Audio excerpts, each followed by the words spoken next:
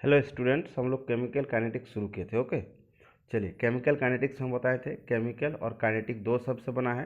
Chemical means बताए थे reaction, kinetic means movement या मोशन। रिएक्शन के स्पीड के बारे में पढ़ते हैं। इसमें हम आपको पढ़े थे very fast reaction. Very fast reaction जिसमें रिएक्शन जो होता है 10⁻12 सेकेंड से 10⁻16 सेकेंड्स तक के लिए होता है। ये पढ़े थे हम लोग। Ionic reactions are so ionic reaction give या सो वेरी फास्ट रिएक्शन पढ़े थे हम लोग। Very slow reaction which take days और months to complete. Example rusting of iron लिए थे।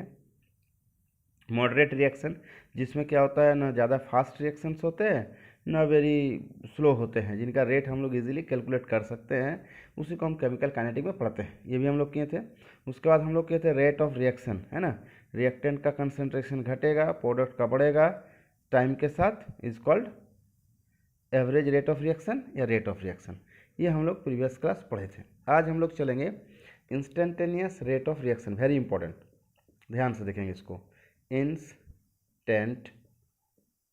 इंस्टेंटेनियस रेट ऑफ रिएक्शन, है ना। Instantaneous rate of reaction. Instantaneous rate of reaction ये क्या चीज़ होता है, चलिए हम लोग समझते हैं। रिएक्शन को हम लोग शॉर्ट में RKN भी लिखते हैं। इंस्टेंटेनियस रेट ऑफ रिएक्शन क्या होता है? देखिए, इंस्टेंटेनियस रेट ऑफ रिएक्शन होता है the rate of change of concentration of any one of the reactants और products at a very small interval of time. मतलब जे डेल टी है टेंस टू जीरो, मैंने टेम्परेचर नहीं, टाइम जो यहाँ पर हम लोग ले रहे हैं, टाइम इंटरवल वो टेंस टू जीरो। मतलब अगर ये time interval tends to zero हो जाए, मतलब एक ही टाइम पे ले रहे हैं, मैंने एक ही टेम्परेचर टाइम को हम लोग ले रहे हैं। जैसे मान लीजिए 10 सेकेंड से हम लोग रिएक्शन शुरू करते हैं 12:10, तो अगर मान लीजिए ये रिएक्शन जो है बहुत ही जो 10 सेकेंड 0.001 सेकेंड मान लीजिए हो गया, तो ये तो लगभग नेग्लिजिबल हो गया ना इसका रेस्पेक्ट में। तो मान लीजिए 12:0.001 सेकेंड में ले रहे हैं तो नेग्लिजिबल हो गया। तो एट ए पार्टिकुलर, मैंने इससे मान के चलेंगे यही टाइम हो गया लगभग, ठीक है। तो जब मेरा टाइम क्या होता है एट ए पार्टिकुलर टाइम या इंटरवल जो होता है ओवर ए वेरी स्मॉल इंटरवल के लिए, बहुत ही स्मॉल इंटरवल के लिए निकाला जाता है, तो उस समय हम लोग उसको कहते हैं इंस्टेंटेनियस रेट ऑफ रिएक्शन। चलिए इसको एक काम करते हैं, पहले डिफिनेशन लिखते हैं। डाउट होगा कमेंट बॉक्स में, कमेंट सेक्शन में लिखिएगा, फिर उसका सॉल्यूशन क्या जाएगा फिर समझाएंगे। It is defined as, that is instantaneous rate of reaction. It is defined as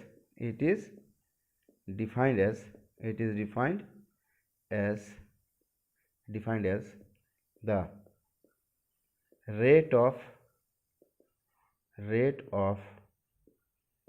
change of concentration of any one of the reactant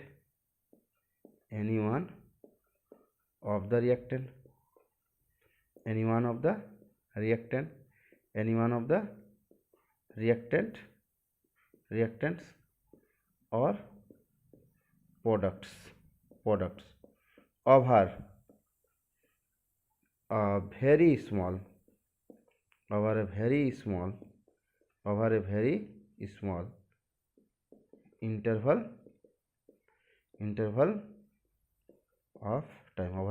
interval of time, मतलब ये चेंज इन कंसंट्रेशन रिएक्टेंट और product ही है, लेकिन जो time interval लेंगे वो बहुत ही स्मॉल होगा।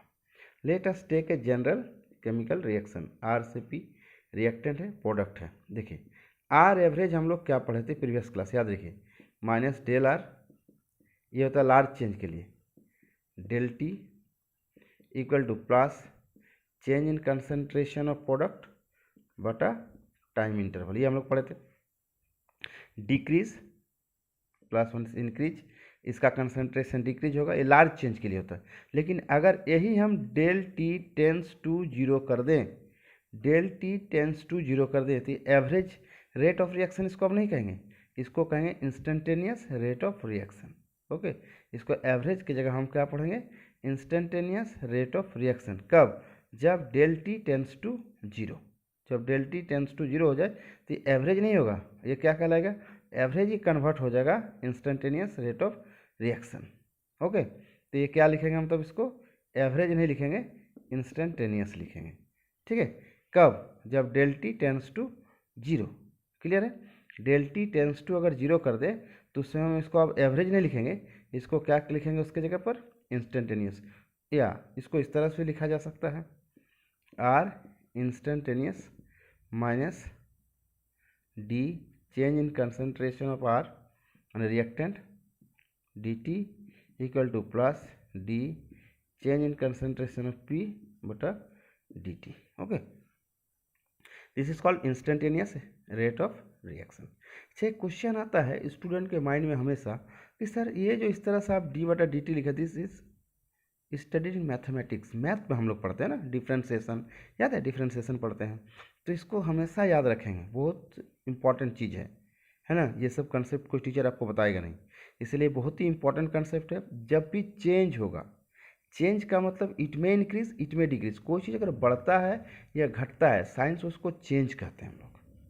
तो जब भी चेंज होगा कोई चीज़, मान लीजिए वेलोसिटी चेंज हो रहा है, ठीक है, मोमेंटम चेंज हो रहा है, जब भी कोई चीज़ चेंज होगा वहाँ आप डिफ्रेंशिएट करेंगे, डी बटा डी टी, जो चेंज होता है उसको ऊपर लिखेंगे और जिसके रेस्पेक्ट में हो रहा है उसको नीचे लिखेंगे।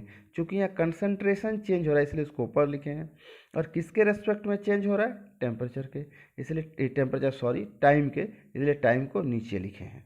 क्लियर है, तो डेल टी अगर टेंस टू जीरो हो तो एवरेज भी मेरा इंस्टेंटेनियस में कन्वर्ट हो जाता है इक्वेशन।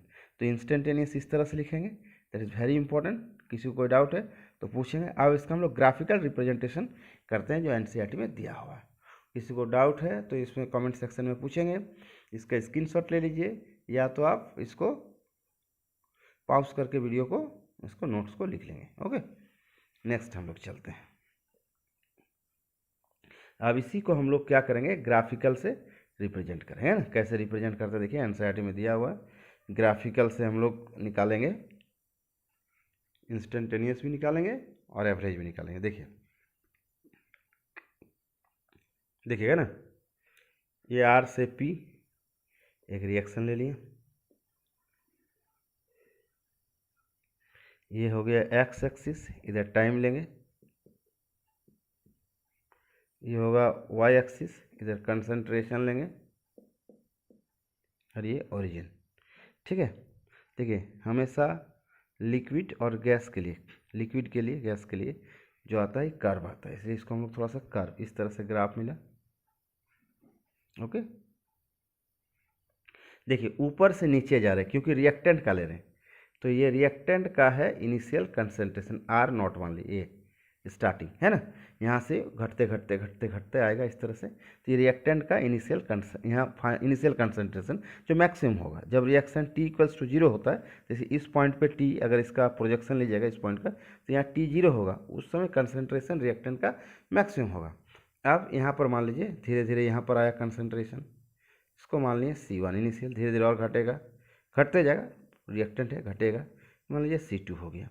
इसका प्रोजेक्शन जब एक्स एक्सिस पे डालेंगे तो हमको टाइम मिलेगा T1 इस कंसंट्रेशन के रेस्पेक्ट में, ये T2 मिलेगा, इसका डिफरेंस को हम डेल टी का देते हैं। ठीक है, तो ये जो डिफरेंस आया ये दोनों का देखिए यहाँ पर है ना, ये यहाँ से ये एक हो गया और ये एक हो गया, तो जेन्युइन यही वाला डिफरेंस होगा। ये डिफरेंस जो होगा इसको हम मान लेते हैं डेल आर, है ना। अब अगर हमको एवरेज निकालना है, आर एवरेज, तो हम निकाल सकते हैं माइनस डेल, इसको ऐसे लिखते हैं C2 फाइनल माइनस C1 बटा T2 माइनस T1, या माइनस डेल आर, और ये हो गया डेल टी। इस तरह से ग्राफ में अगर दिया हुआ है तो हम लोग इजीली निकाल सकते हैं average rate of reaction. Clear है, लेकिन अगर आपको यदि यहाँ पर्टिकुलर दे दे, एक पॉइंट पर्टिकुलर इस पॉइंट पे बोलेगा कि निकालिए, तो that is called instantaneous rate of reaction.